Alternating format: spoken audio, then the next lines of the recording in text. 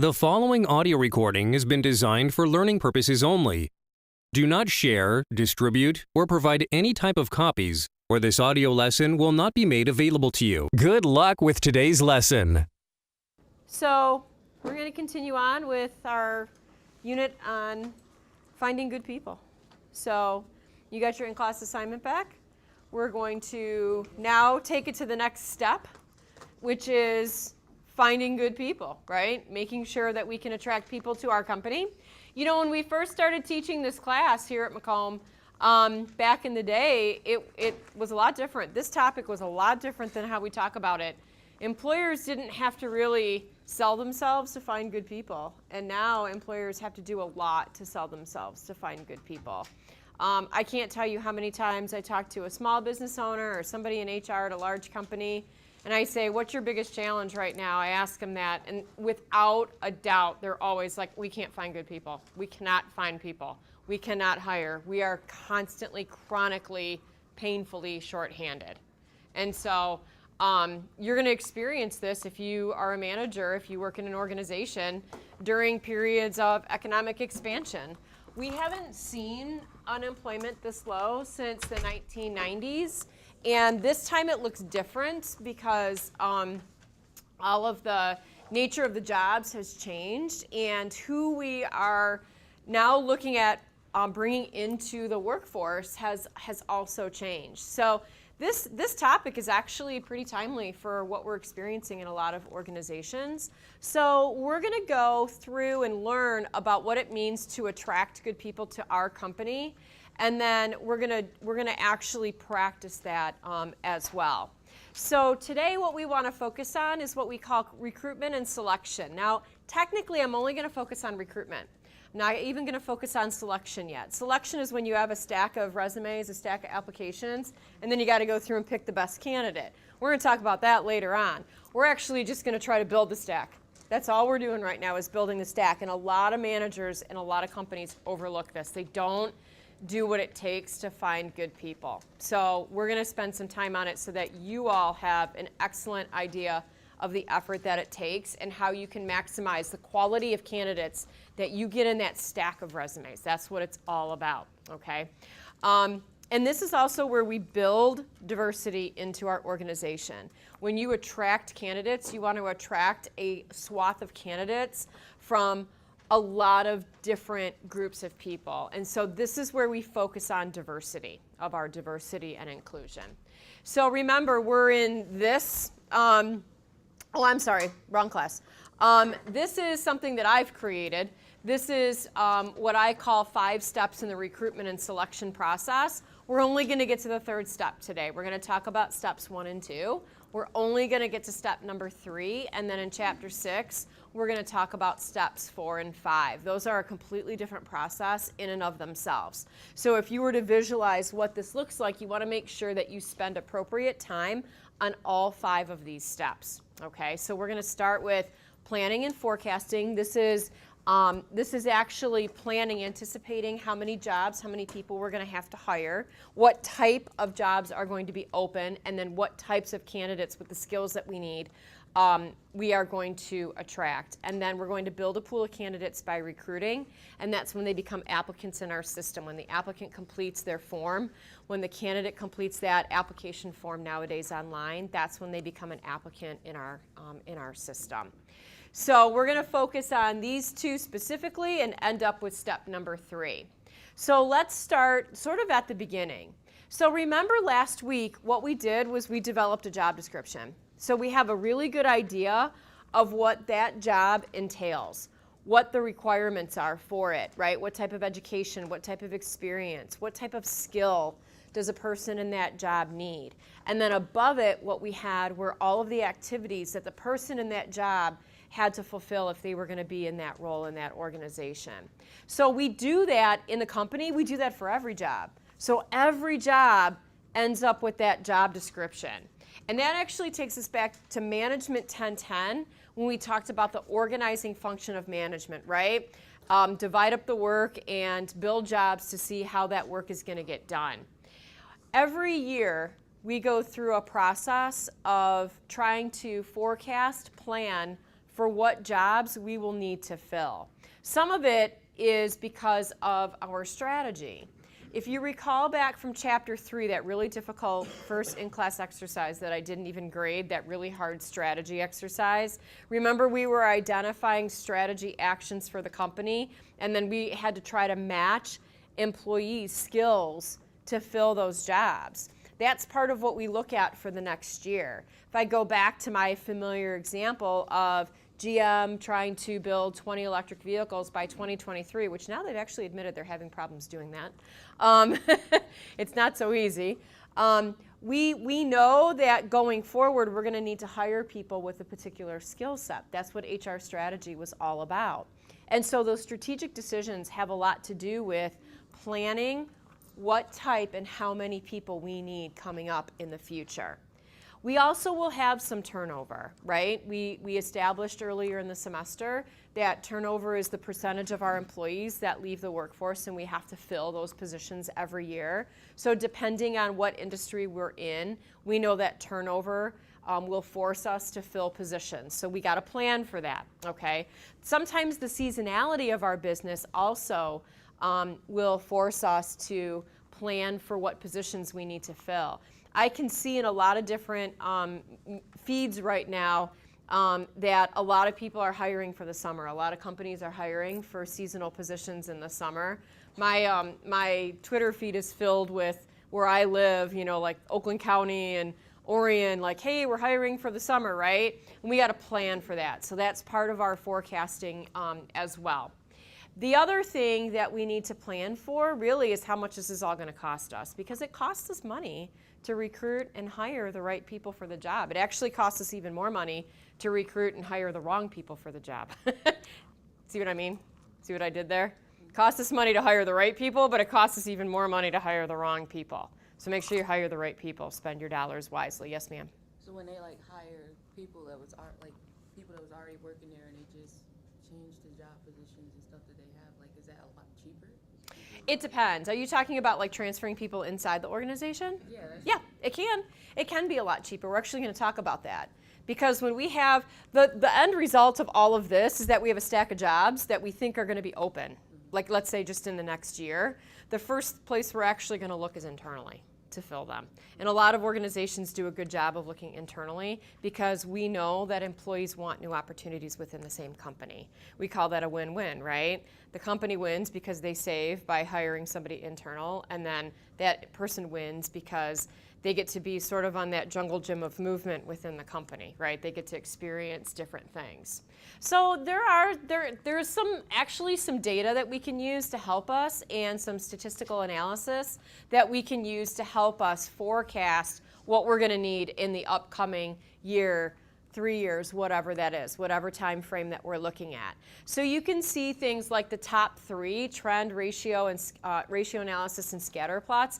Those are all just statistical analyses of how we would plan forecasted openings based on either something that's happened in the past or some measure of our business. For instance, we know for every $1 million in sales, we have to hire 2 new salespeople, right? And so that would be an example of ratio analysis. And as managers, line managers, we're pretty familiar with that, okay? So that's really our job. A lot of times we use the bottom category, and that's just what we call our managerial judgment. We just know that we're going to have some openings coming up. So we use these 4 methods. 3 of them are very quantitative. The bottom one is very qualitative, to forecast and tell the HR department, hey, in our area, we think we're going to have these openings coming up in the next year. And so HR takes our information and they fold it in with everybody else's from elsewhere around the organization so that they can figure out their strategy for recruiting. So the first thing that we're going to do, though, when we're recruiting, good companies will do this anyway, is they will take a look at what supply of candidates we already have. Now, obviously, there's a supply of potential candidates outside the organization, but before we identify those people, we actually want to take a very important step, and we want to identify who is forecasted to be ready for a new job in our company. And so you can see here how a company might forecast who's ready to move on. I'll say it a lot that when we hire from within, it's a really good deal, People are very happy about this. It promotes employee engagement. Can't stress that enough. But in order to do that successfully, we need to know who's ready.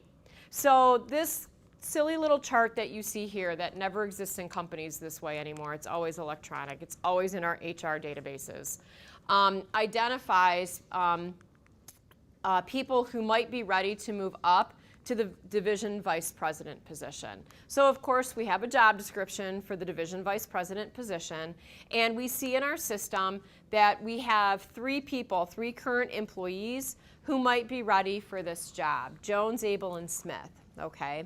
And so Jones, Abel, and Smith, we're going to have some information on them based on the performance reviews that we've given them and some other HR-related information. And then we're going to rank them in the system in terms of their readiness. So you can see the key at the bottom, right? You can see the triangle represents the person's present performance level, and then you can see the square represents the person's promotion potential. So based on this key and what you see in the chart, who's most ready to be promoted? Jones, that is correct. Jones, because Jones's performance is rated as outstanding by the white triangle, and Jones is ready now. Jones is jonesing for a promotion. See what I did there?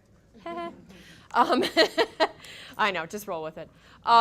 And so we know that Jones is ready. Now this makes a big difference for us because this is actually probably a pretty difficult position to hire for externally, right? I mean, we'd probably have to use a recruiter to hire a vice president. It's not an easy thing to recruit for a vice president. It's a pretty high up position. We probably need a pretty specified skill set and characteristics from our candidates. So it's a really good thing that we know somebody's ready. Plus, as we know, employees like to move around within the organization. This might be a really good year coming up for Jones, right? If Jones gets that promotion. So that's the first place we have to forecast who's ready internally. Now we're going to talk about how we identify somebody's readiness later on in the class, but just know for right now that when we look at all the positions that we have open coming up within the next year, the first place we look is internally to determine who might be ready for some of those positions. We'd rather move people up, current employees up, and hire new people to come in. Doesn't always work that way, but that's something that we generally try to do. So let's say we've done all of that, and now we need to forecast, now we need to figure out external candidates. Now, this is something that we use in the HR department, but I think it's something that as line managers, you should appreciate knowing something about. It's called the recruiting yield pyramid. And this is a good time of year to talk about it, actually, because if you go to Glassdoor and Indeed and job sites and social media, you can see a lot of companies are putting out word that they're hiring, right? Like I get a listing all the time of all the open jobs here at the Career Services Center, and like that list of jobs, that report of jobs has exploded. It used to be like 6 pages, and now it's like 18. Because there's a lot of companies that are hiring for the summer. So let's pretend for a minute that we're one of those companies. We've got a hire coming up for the summer, but we know that we can't hire the first person that walks in the door. Why? Why can't we, or why shouldn't we, hire the first person that walks in the door? Because you might pass up options that really qualify for the job. So there might be other people that haven't applied and you're settling, right? So does anybody feel like they work at a place where they hire the first person that walks in the door? Okay. So you experienced that, Abigail? Anybody else? You experienced that as well? So, and this might be sort of the reason why. When we feel like the company just hires the first person that walks in the door, it might be because they don't generate enough people to pick from. And that's where the recruitment yield pyramid comes in. So let's say we need to hire 50 people for the upcoming season. Now in some companies, that's really not an unreasonable number, as a matter of fact. I know, like where I live in Lake Orion, Orion Township is hiring seasonal workers to, cut the grasses in the parks and to do all this other stuff during the summer. And it wouldn't surprise me that they have 50 open positions. So they got to hire 50 people. So do you think they're just going to collect 50 applications? Heavens no. How many applications might they ultimately need to collect? Well, this is where the recruitment yield pyramid comes in. So let's say that the township has decided for every 50 new hires, we need to generate 1,200 leads. What does that mean? Well, that means people fall out. Applicants fall out at different stages of the process. So when we hire 50 people for the upcoming season, we forecasted that in order to hire 50 good people, we need to collect at least 1,200 resumes or 1,200 applications. That's what we call those leads generated at the bottom. Why? Because in our experience, we know that for every lead that we generate, every 6 leads that we generate, only one of them we're actually going to invite to interview for the job. So out of 1,200 applications, 200 are from people that we would consider interviewing them. So for every candidate, every 3 candidates that or every 4 candidates that we invite, 3 actually do come in for an interview. So we have 200 individuals that we would like to invite for an interview, but we know 3/4 of them are going to accept. The other 25%, for whatever reason, are either never going to get back with us, or they're just going to be like, no, man, I found another job. I don't want to work here anymore, right? So we know out of those 200 resumes, applications, we know 150 people are going to be interviewed. Out of the 150 people that we interview, we're going to extend offers to 100 of them. Why? Because we know for the 100 offers that we make, only half the people are going to accept them. See how it narrowed down at every stage of our process? Now, you see all these little ratios off to the side? That's an example. That's not universal. You don't walk in tomorrow to the boss and say, hey, if we want to hire 50 people, we need 1,200 resumes or 1,200 applications. Your numbers are going to look different in your company. So these numbers and these ratios are going to look different for your organization, and your HR people help you out with that. Your HR people might say, you know what? We only are willing to interview 1 out of every 10 applicants that we receive. It just depends, right? And we'll talk about why that is when we learn more about the selection process. That's why we need to recruit constantly. That's why we need to be filling that in-file, that inbox with applications, with resumes. Because we have to have, like Marshall said, we have to have like a nice stack to choose from. Otherwise, we're forced to hire the first person that walks in the door. And there's all kinds of other people out there that we could be connecting with and potentially hiring, and we're not. So it takes a lot of work to get to 1,200. It's not just like put out one ad, one poorly written ad, or post something on Facebook, or oh God, please don't ever post something on Craigslist for a job, seriously. That is not a real recruiting website, okay? Like, just promise me you'll never do that in the future, okay? I get it, people do it, but I just don't see that it's a legitimate, effective place to be posting jobs. I would rather use Facebook and do word of mouth. And even the quality of leads that do come through Craigslist is not. Well, it's garbage. It's garbage. It's because Craigslist is garbage. So don't do it, right? So you want to make sure that as you're ramping up, particularly when you know you have to hire multiple candidates, this is going to be a pretty big project. You can't just like put one ad out there and expect all these people to walk in the door. Back in 2010, you could have, but it's not 2010 anymore. You're an employer, you're a manager, you work for a company. Who else are you competing with for talent? All the other companies. Could be competition. It could be direct competition, right? If you're Target, you might be competing with Best Buy, but you're also competing in the local market as well. Because let's face it, for a lot of positions, a lot of people will say, well, I can go work retail, or I can go work manufacturing, or I can go work here, or I can go work here. It's not always in the same industry, right? I could go work in food service, whatever it is. And so you have to know where your potential candidates are going to be looking for jobs as well. So this is actually a pretty big deal when we ramp up hiring. We do this at the end of the year for seasonal help as well, right? With the holiday shopping season if we're in retail. So that means that recruiting is a big deal. Now my stupid little picture here of kids in a pool is actually supposed to mean something. So my kids in the pool means the objective of recruiting is always to fill your pool with diverse candidates. So all those little kids, all you can see is their surface diversity, right? Because you can see like some gender and you can see some ethnicity, some race. But the whole point of that stupid little picture is that that's when you fill your pool with as many candidates as possible. So good companies are always accepting applications, always. And they're always promoting to work for the company, okay? So recruiting is important because you want to get that pool as large and as filled with diversity as possible. That way you have the best of the best to choose from. That way you're not hiring the first warm body that walks in the door. This takes time, and this takes resources, and that's why it's a challenge. A lot of hiring managers and a lot of HR people, a lot of companies, they don't want to take the time to do this. But it does take a lot of time, and it actually does take resources. I'll give you a really good current example of something that we struggle with right here at the college. We're always looking for adjunct instructors, always. We're always looking for good quality adjunct instructors.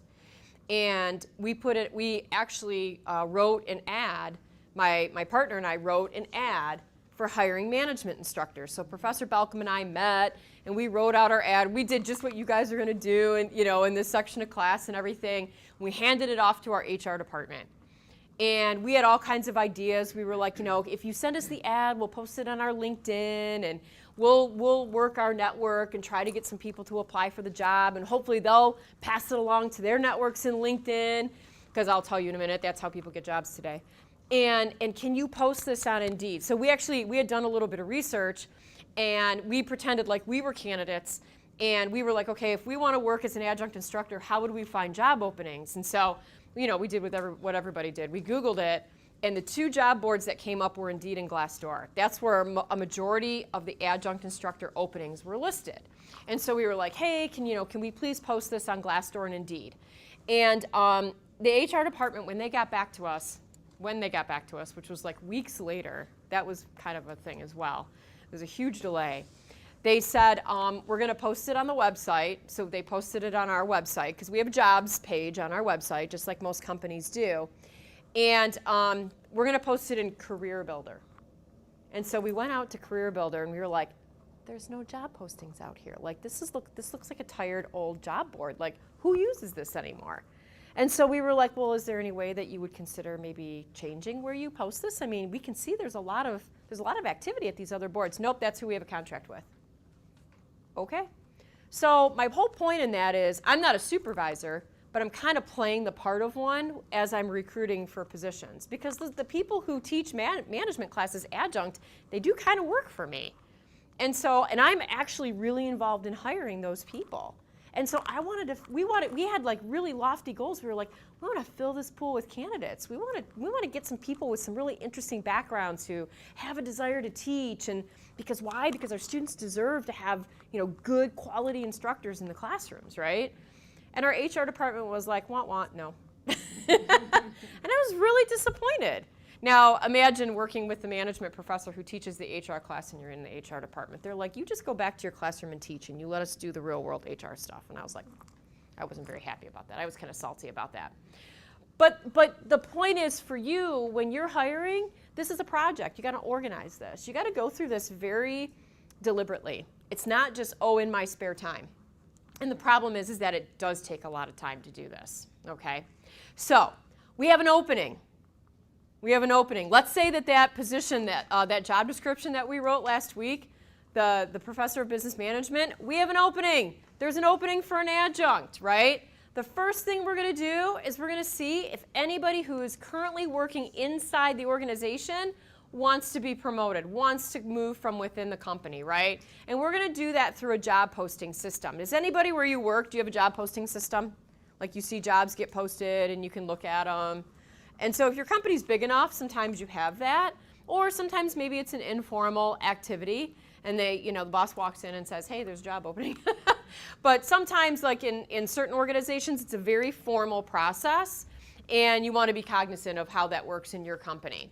And so we like to promote from within because it builds engagement, right? It's always moving the needle, helping employees feel that what they do is worthwhile in the company. Sometimes we actually reach out to former employees. When I worked at Quicken Loans a couple summers ago, they were going through a process of reaching out to all of the former employees that had worked for them to see if they wanted to consider coming back. They felt like that in most cases, the people that they had parted with on good terms from the organization, they felt like they could be very proud to ask them if they wanted to come back and work for them. So depending on the situation, I mean, clearly if somebody was terminated for cause and it was, they parted on bad terms, you're probably not going to offer to rehire them. But in today's job market, you've got to look for candidates where you can find them. And so a lot of organizations, they build what are called alumni networks. And then these alumni networks start on social media sites like LinkedIn. And you can say, oh, wow, like my former company is hiring. I wonder if there's a different opportunity for me there. Okay. And remember, this is all about finding those best employees. So let's say that we've tapped our internal sources, right? We're tapped on that. And we've got to go outside the company. So you can see that I have 6 different ways that we can source external candidates. So we call it sourcing candidates, filling that pool with diverse candidates. So you can see the 6 different ways that we can do that. And I have a LinkedIn logo here because it always reminds me that so many people find their next job opportunity through LinkedIn. So if you're a management major, I want you to consider, well, regardless of your major, I want you to strongly consider building a LinkedIn profile. Does anybody have one? You have like a legitimate LinkedIn profile with your picture and a short biography and all that stuff. If you're a management major, get one because you're going to need one in the capstone class. It's required. But consider getting one anyway, and then connect with people professionally. So if you're not familiar with LinkedIn, LinkedIn is not the social media site where you post political beliefs, values, bitch about your boss, or post pictures of food.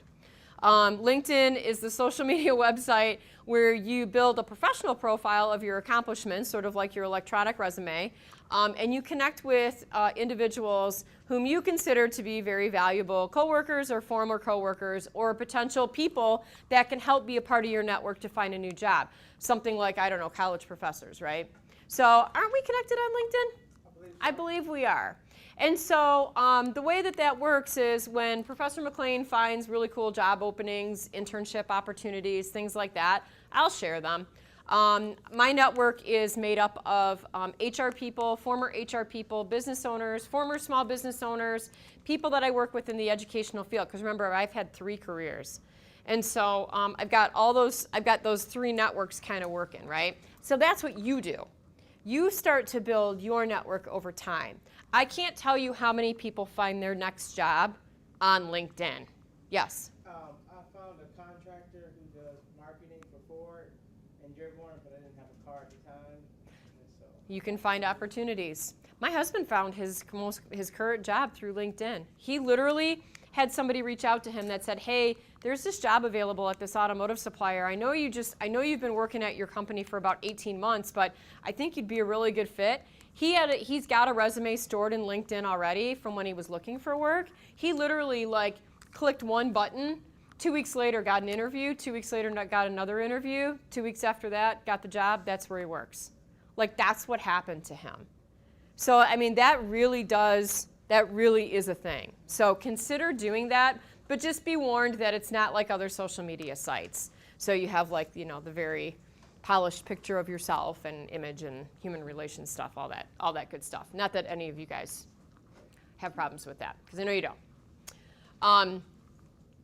We have other sources that will produce candidates for us. Obviously, job boards, media. A lot of organizations will take to media. I can't tell you how many times I'm driving to work and the freeway billboards, the electronic ones that change.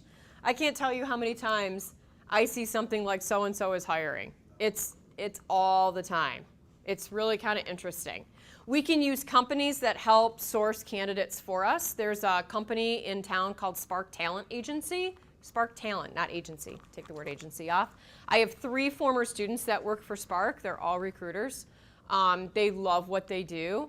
They help other people find jobs. You should never pay somebody to find you a job. They don't charge for that, okay? They charge the company, not the candidate, all right? there are different types of recruiters, and then of course places like colleges and universities. So these external sources of candidates, we want to use multiple links, multiple channels to fill that pool with candidates. It's not just place one job posting somewhere and then hope to get a basket full of candidates. That's not how it works. One of the things that has been super successful for a lot of organizations, particularly with short supply, are what we call employee referrals. So organizations that have to hire, that find a shortage, a small supply of candidates, will actually ask their current employees to refer them candidates. So for instance, in the IT field, we have an immense shortage of talent in this area in information technology, in IT. So an example of this would be a company like Quicken Loans, who says to their current employees in technology, and their technology staff makes up a pretty big portion of their headcount, they say to their IT people, you find us somebody that comes and works for us, we'll give you $2,000. No strings. You find somebody that comes and works for us, we'll give you $2,000. Now, what do you think the benefit of an employee referral system like that would be? Let's break this down a little bit. Sarah.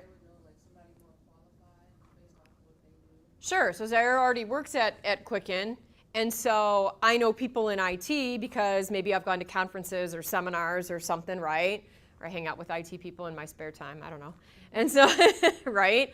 And I've got my friend Relisha. Relisha's really talented at what she does. She doesn't, but I know Relisha's skill set, and I know it would be a good fit here. Okay, good, Terrence. I would say they can add to the team, add to the whole surrounding and stay with the culture.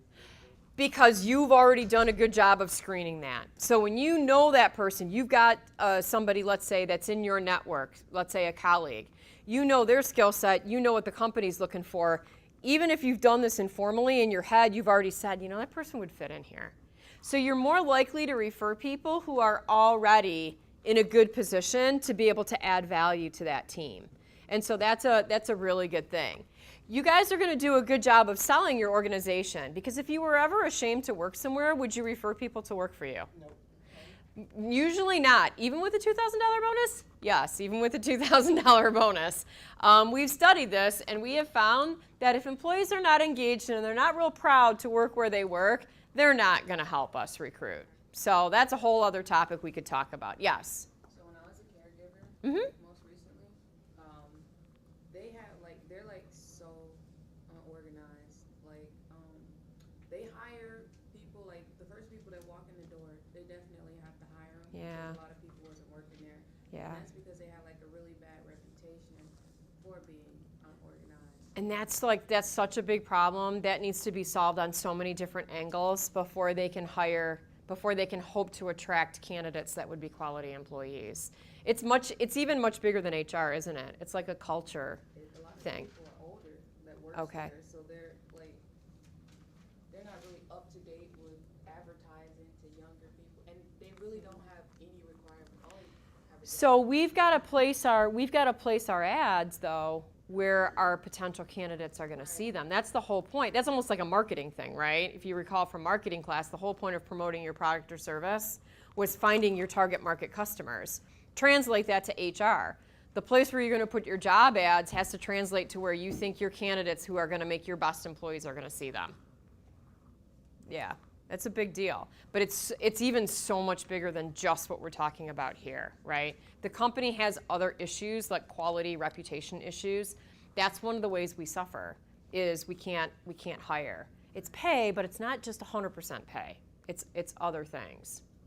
So remember, this is the part where we fill that pool with diverse candidates. Of our diversity and inclusion, this is where most of our efforts should be placed on building diversity. Now, inclusion is making sure that people who are part of a diverse pool are successfully hired if they're qualified and are successfully included in activities in the company and promotions and development programs and things like that. But as Zaire kind of just said, we are working to recruit a more diverse workforce. And so you see what that means, right? You see 6 categories of people that actually in today's workforce, in today's labor market, this is big. I think I've mentioned before that there are production facilities in the Midwest, factories in the Midwest, who are hiring known drug addicts and known felons. They have to. They have to. Why? There's no rule, there's no law. They have to. Why? They can't find any, yeah. Because the local labor market, that's all who is available. And so we've got to get really creative. I mean, stop and think about somebody who's been in recovery for drug abuse, right? Let's say somebody was addicted to opioids. They've been through a recovery program. They're on the wagon, so to speak, right? They're in recovery. And you need people to work in your RV factory in South Bend, Indiana, because I can tell you South Bend, Indiana is the capital of RV production in the United States, probably the world. Now, think about what it might take to hire somebody who's in recovery. What type of things might you expect to have to deal with upon hiring individuals who are in recovery, Robert? Being aggressive and emotional. Okay, so behavioral changes or potential relapses and how you're going to handle that. What else? Yes? Like not showing up. Right, right. And so you've got to anticipate how are you going to handle that, right? But on the flip side, what could work about that? I mean, what could work? Absolutely. I mean, you could change the trajectory of somebody's life because they feel like they have purpose. You don't have to look too far. You can find examples of this that employers are actually, they're doing this successfully. It's a lot of effort, but they'll tell you it's very much worth it because people have purpose. And when people have purpose, good things happen.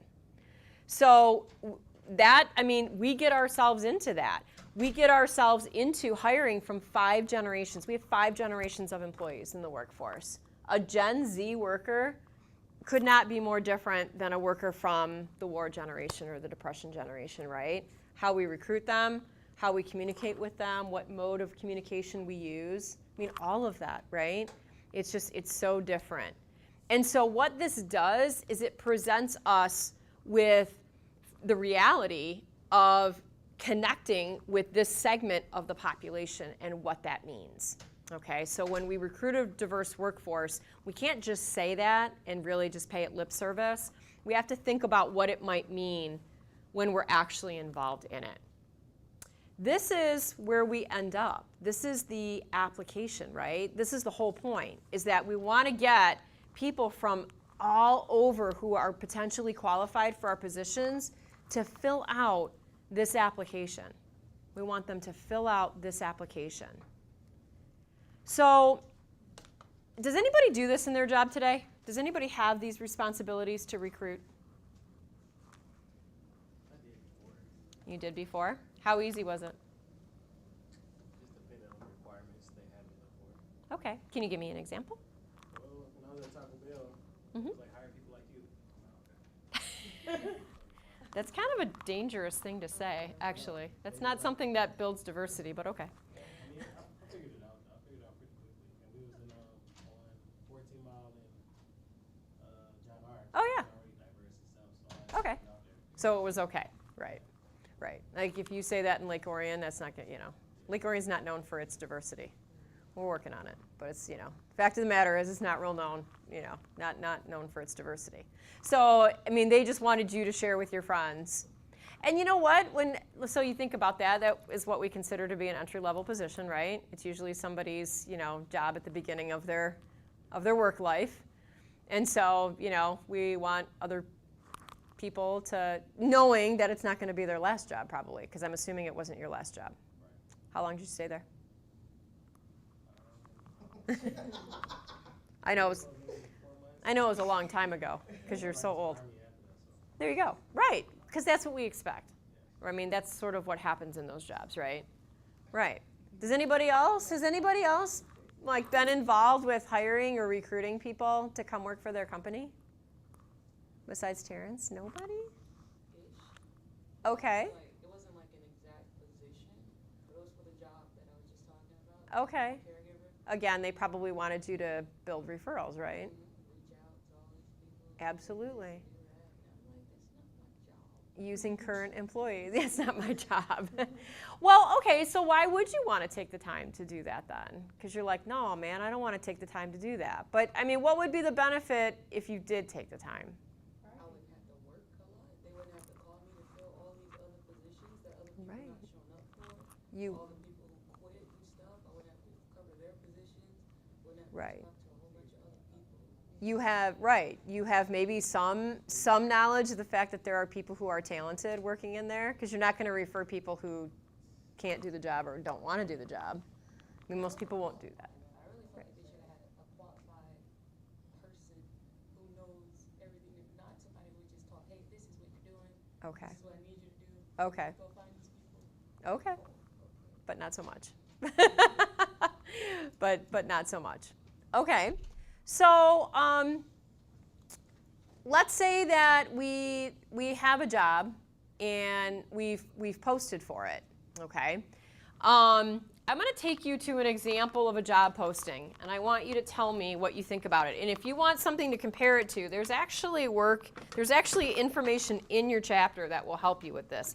I can't recite a page number, but if you give me a minute, I'll probably be able to find it.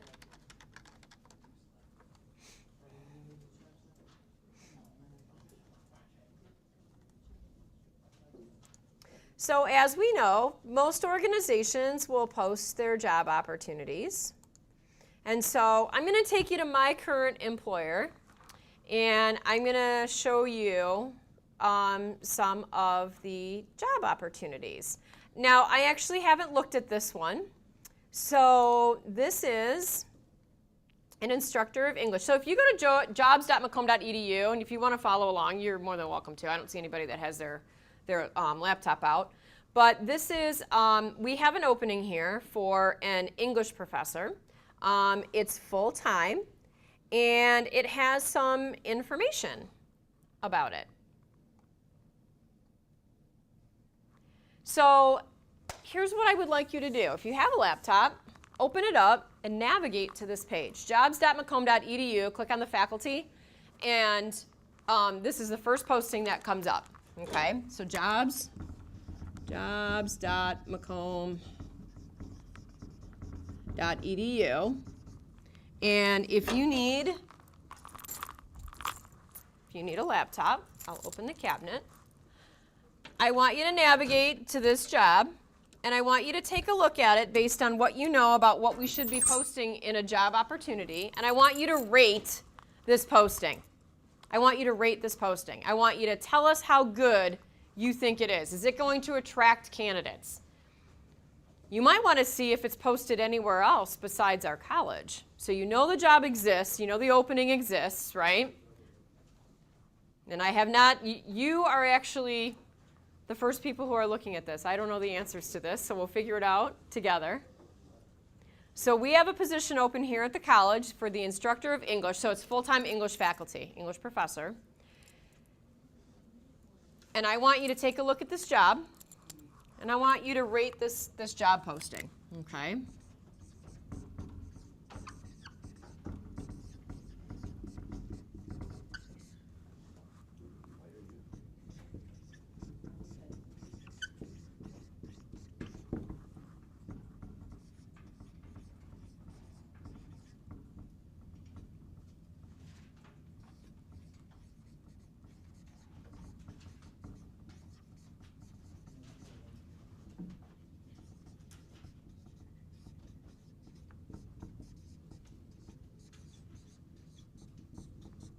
All right, here are some preliminary instructions here, just so you don't have to memorize it, right? Instructor of English.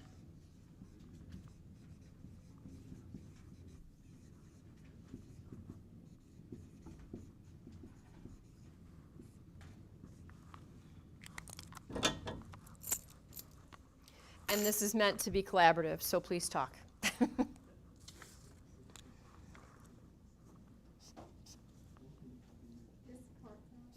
But this position is full-time.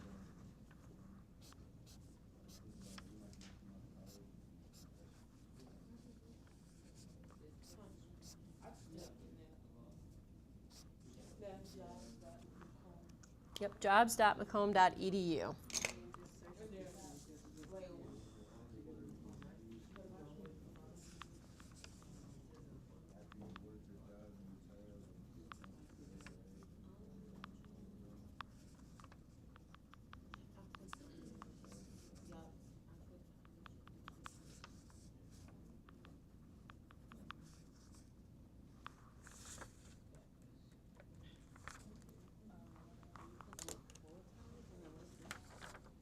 Nope, you don't even have to click on any of it. You can just scroll down and it'll show you the first one.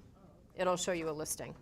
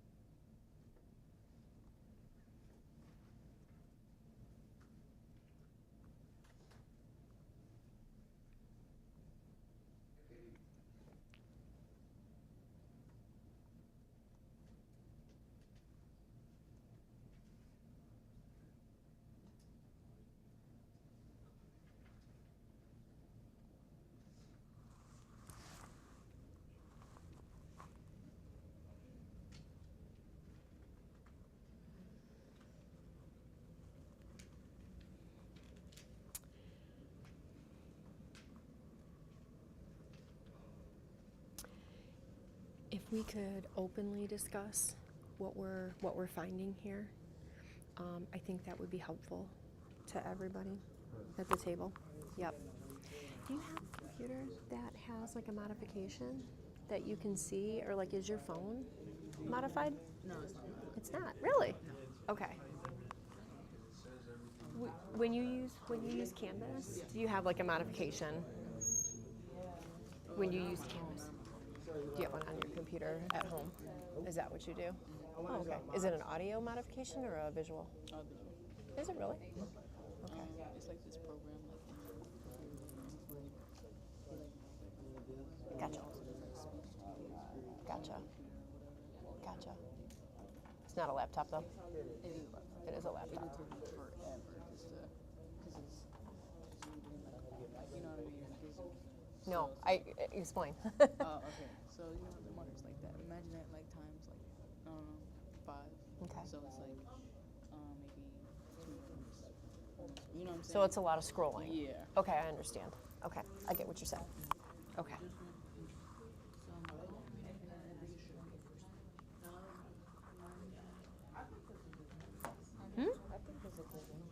Do you? How do you know? I mean, because it's like, it tells you basically what they are looking for. Okay. I mean,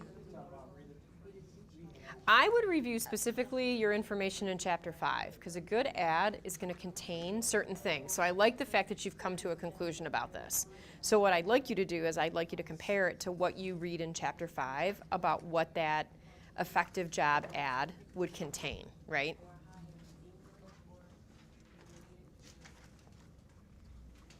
Sorry, squeeze by.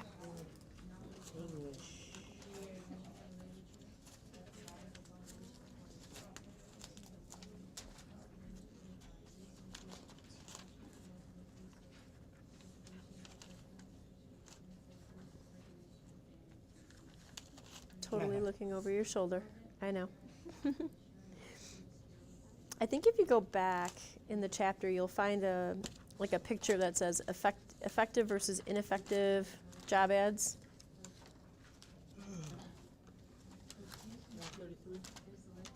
133. Okay. Okay, there we go.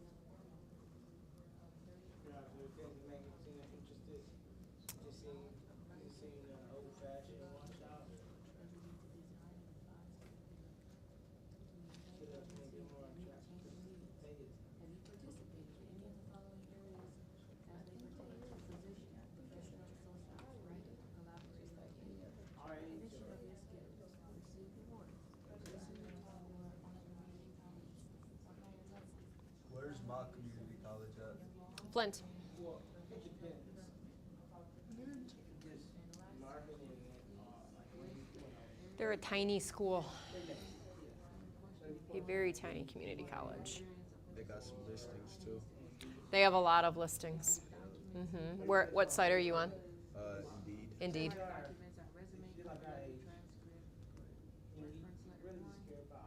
And I just searched jobs at Macomb Community College and it came up with all the community college jobs. Cool. There's actually 2 websites that I know of that focus on jobs in higher ed too. 'Cause I actually get emails from them, just in case I want to look for a new job. Download Chrome on these computers. They have Chrome. No, they don't. It's Mozilla and Firefox. Are you sure? Go to the window. Yeah. Yep. I'm like, no, I know they do, because like we threw a fit when we first got them, because all I had was IE, and we were like, oh my God, nothing works with IE. Okay, so I'm going to interrupt you while you're reading through this ad and everything, because this job posting is here, so we're promoting the fact that we have a job open. And I have something written on the board, and I'm going to take a picture of it and throw it into Canvas after class, or if somebody wants to do this right now, take a picture of it and email it to me, that'd be even better. But job ads should do 4 things. We're borrowing from the marketing people here, right? Whenever we promote something, whenever we advertise something, advertising should do 4 things, and it's represented by an acronym, AIDA, right? First of all, an ad should always attract people to read it. Does it catch my eye, and do I want to read it further? The next thing that it should do is it should generate interest. Do I know enough about what this job entails, and does it sound interesting to me? The third thing that any ad should do is create desire. Does this seem, so in our case, does this seem like a good place to work for, right? Does this seem like a good company to work for? And lastly, A, action. What do I need to do next to apply, right? Your call to action from marketing class. Job ads are much like advertisements for products and services. What we're doing is we're advertising the opportunity to work at the organization. And so the ad should aim to do the same thing as it does in a marketing class. So when you're reading this, does the ad, does it catch my eye? Do I want to read more of it? Does it generate interest? Do I know what this job entails? Do I understand what I would be doing in this position? And does it sound something like something I'd want to do? Now, for probably all of you in this classroom, the answer is no. So, because none of us wants to be a professor of English, I'm guessing. But maybe there's somebody here. Maybe there's somebody here who's like, no, I like this. And then does this seem like a good organization to work for? And then what do I do next to apply? Your job ad wants to, you want to contain all of these. You want to do all of these. The better you do these, the better your candidate pool is going to be. So knowing this, talk about whether or not you think this ad does this. Does it do A, I, D, and A? Does it do any of it? Whoops. Does it do any of it, right? Does it maybe do 1 out of the 4 letters, 3 out of the 4 letters? What is it? And Evan, did you find this job posting anywhere else? I know you were in. It is on Indeed. Damn it, they wouldn't post our job on Indeed? Really? And Once. the Associate Dean of Health and Human Services. Yeah, good luck filling that job. So we have 2 job postings on Indeed? Yeah. Interesting. Okay. And there's one for building attendant at the Sports and Expo Center. Ooh, oh, you know what? That's actually a really good job. If somebody's looking for a job on campus, those are really good jobs. Actually, they pay very well. And you'd be working for somebody who's pretty decent. His name is Scott Muck. He was actually a management student. He's a really good guy. Okay, so I guess your job is to figure out, does this ad for an English professor do the AIDA? Discuss. Come to a conclusion. So at first, it does not attract you, I think, because all you see is the sheet with what's in it. Okay. You get lost. Okay. That's the attraction. So there's no I would say colors, but So does it do a good job? something I don't think. Okay. So that's exactly what you just said. That's exactly what I want you guys to discuss. I got tired of reading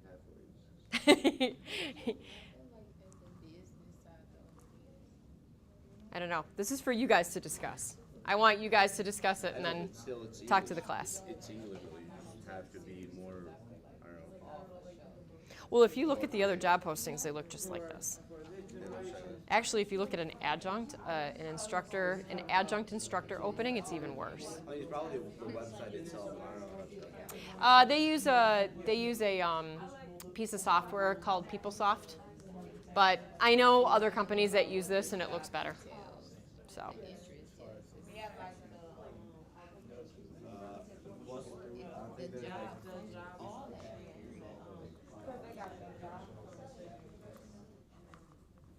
What do you think? They should use what? Okay. Only keep it interesting if this is what I want to do in life. You kind of have to just plow through that one. I get it. Nobody in this room wants to be an English professor. I get it. That's the most boring.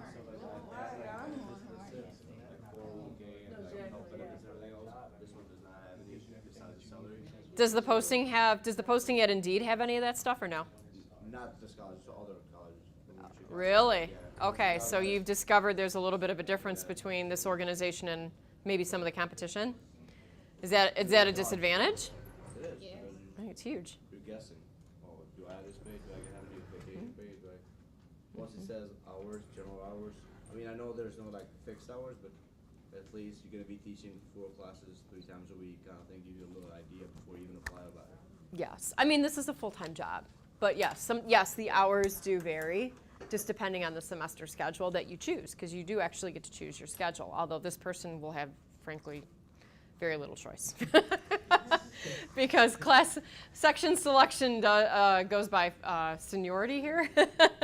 So this person's going to be like number 20 out of 20 English faculty, so they get the 20th choice. Which is like late Barf. night for weekends. Barf. Barf. Yes. Yeah. They'll have to be here a few years in order to move up. That is for sure. So do you guys think do you think it catches your eye? Do you want to read more of it? Rahima said no. She's like, no. What was your suggestion, Rahima? I guess being a little bit more creative as far as with the dialect, like, like at the bottom of it, I'll go back to it, but like how it says, like, you gotta create a play. I don't know, it's kind of like It's very technically worded. Yeah, like. It's not real inspiring. Like, if it had a little bit of, I guess, flair to it, like, hey, teach at your own. Right. Like, why would you want to come work here? Yeah. Okay. Like some charisma. Okay. Yeah, All right. I was gonna say maybe like on LinkedIn or Indeed, but it's geared toward more baby boomers and Gen Xers than millennials because we see. Oh, we hire anybody who's qualified, Robert. I mean, we don't gear based on age. That would be discriminatory, per what we've learned in Unit 2. I know, but for me, I would just look at the job. So we're excluding a whole swath of potential candidates because this is not visually appealing to people from various generations. Oh, good for you. So go back. So we have all different types of diversity that we're trying to build in our organization, but yet our ad really doesn't cover it. Good eye. What else? Anything else with attractiveness? Do I really want to continue to read this ad? It also doesn't mention anything with attraction of the students. All it talks about what you as a teacher, like your accomplishments, I am so gonna get into that when it's interest. Yes, hold that thought. All right, let's go there. Okay. So the next letter is I, right? It's interest. So does this ad generate any interest? In other words, do I know enough about what this job entails, and do I find it interesting? And what did you say?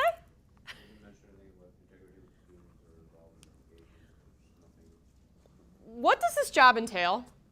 Just being a teacher. Is that enough? I mean, if you literally read, there is 2 sentences under job function. Is it 1 or 2? Good God, it's 2 and they're very long. Okay, so English composition, not business writing. So what do you know about this job? Not a whole lot. I know that I'm going to be able to work at a premier community college. Go me. I know my primary responsibility will be to teach composition.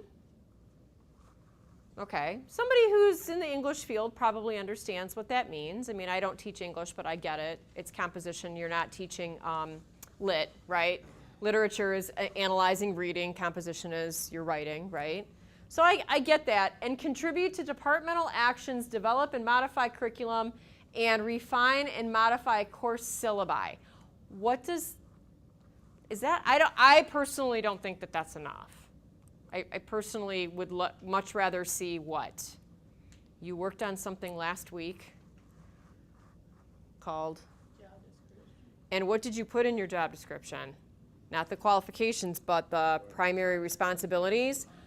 I would prefer to see maybe like a bulleted list of, we could even use the responsibilities from our job description, and many organizations do that.